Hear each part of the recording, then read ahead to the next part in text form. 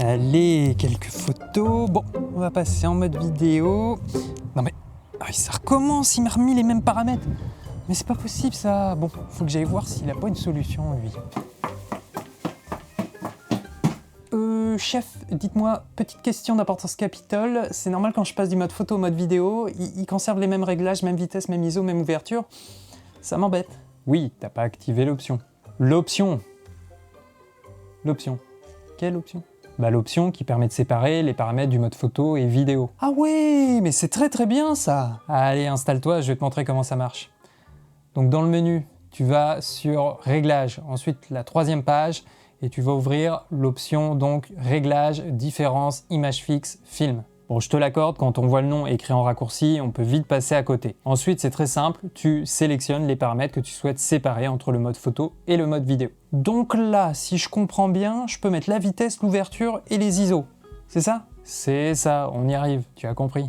Ah ouais, alors là, ça c'est bien. Et le profil d'image, ça se passe comment? Parce que quand je passe de vidéo à photo, si je suis en log, eh ben, il me le conserve. Descends un peu pour voir. Alors je regarde le... Oh, il y a le profil d'image. C'est bon ça, merci. Bon, tant qu'on y est, est-ce que tu as d'autres questions? Oui, alors justement, je me disais... Bon, on va pas remettre en cause mon niveau, hein, mais...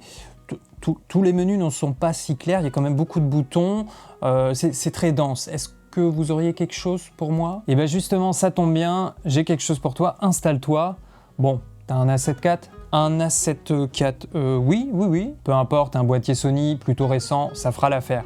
Bon, tu veux maîtriser ton boîtier de A à Z, de A jusqu'à... Oui, c'est très bien. Et ben voilà, parfait. Alors écoute bien, je viens de sortir une formation complète sur le Sony A7 IV. On voit en vidéo tous les menus du boîtier. J'enregistre les displays via HDMI, donc comme ça, tout au long de la formation, tu peux suivre le déroulé. Et à chaque fois, pour chaque réglage, on voit comment il fonctionne, je te donne des exemples concrets. Est-ce qu'on parle aussi de personnalisation? Parce que c'est important, hein. Par exemple, C1, C2, C3...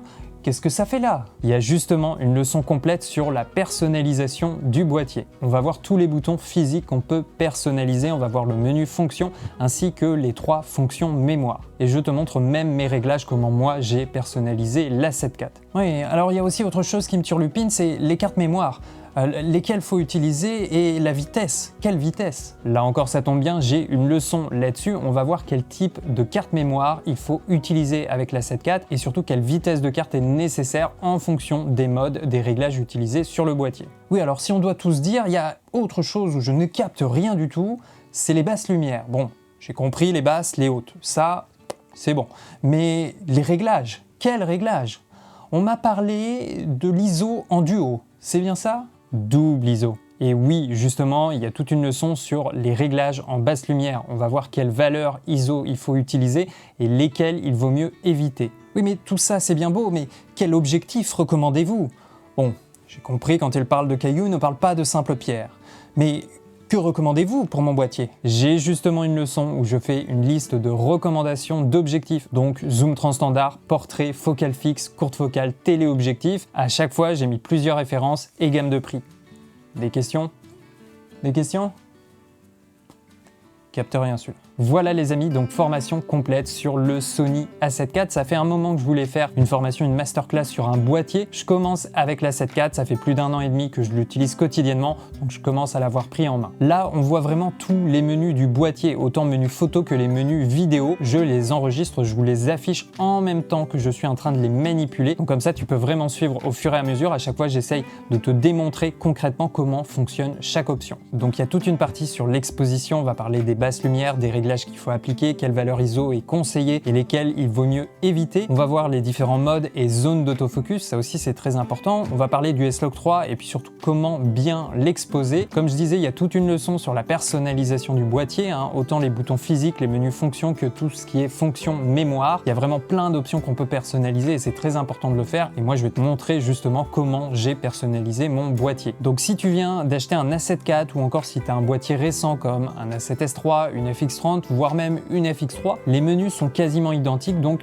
il y a quand même des explications qui pourraient t'intéresser. Voilà, je vous ai mis le lien en description si ça vous intéresse. Je vous invite aussi à me dire en commentaire, est-ce que vous connaissiez justement ce réglage, ce paramètre, cette option que je vous ai montré en début de vidéo. Moi, je l'ai découverte assez tardivement et c'est quand même hyper pratique parce qu'on le sait, les réglages sont quand même très différents du mode photo au mode vidéo. Par exemple, la vitesse, en vidéo, on essaye de garder le shutter au double de la cadence d'image, alors qu'en photo, c'est surtout un paramètre d'exposition. Donc, on peut avoir des vitesses très élevées ou des vitesses beaucoup plus lentes pour faire des effets. Et pour les ISO, c'est pareil. Généralement, quand on filme en log, on va être à 800 ISO, par exemple avec le S-Log 3, alors qu'en photo, on essaye de garder l'ISO le plus bas. Donc ça, c'est un paramètre absolument génial qui permet de séparer les paramètres d'exposition du mode photo et du mode vidéo. Voilà, et puis tant qu'on y est, tu peux me dire en commentaire s'il y a un boîtier sur lequel tu aimerais que je fasse une formation. Il y a déjà une autre formation caméra qui devrait arriver prochainement avec un vidéaste que vous connaissez. Donc voilà, dites-moi tout dans les commentaires. C'était Benjamin avec Derrière la caméra. On se retrouve tout de suite sur une autre vidéo.